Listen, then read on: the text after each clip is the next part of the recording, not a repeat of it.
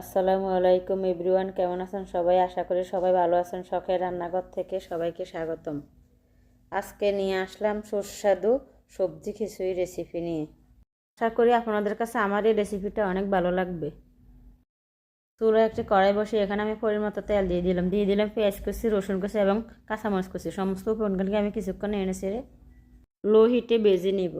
ভেজে নেওয়া হয়ে গেলে আমি এখানে কিছু অংশ গরম মশলা দিয়ে দিচ্ছি, দিয়ে সামান্য পরিমাণ হলুদ দিয়ে দিচ্ছি। এবার আমি সবজিগুলিকে ভালো করে সমস্ত উপকরণের সাথে মিক্স করে নিব। লো হিটে আমি এগুলিকে একটু সময় করে মিক্স করে নেব। মিক্স করা হয়ে গেলে আমি এখানে পরিমাণ মতো পানি দিয়ে দিব। দিয়ে খিচুড়িগুলিকে 30 মিনিট পর্যন্ত আমি রান্না করব।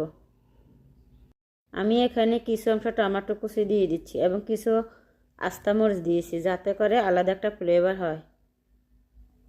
দেখুন খিচুড়িগুলিকে আমি ভালো করে নিয়ে ছেড়ে নিচ্ছি।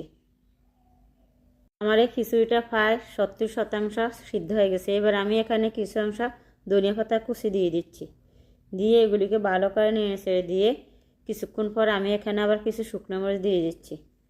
এবার আমি খিচুড়ি যেভাবে পরিবেশন করব, কি দিয়ে খাবো, আচার এবং ডিম ভাজি দিয়ে। এখানে আমি আলাদা করে একটা ডিম ভাজি করে নিচ্ছি। আমার খিচুড়ি রান্না পরিবেশনের জন্য চলে গেলাম।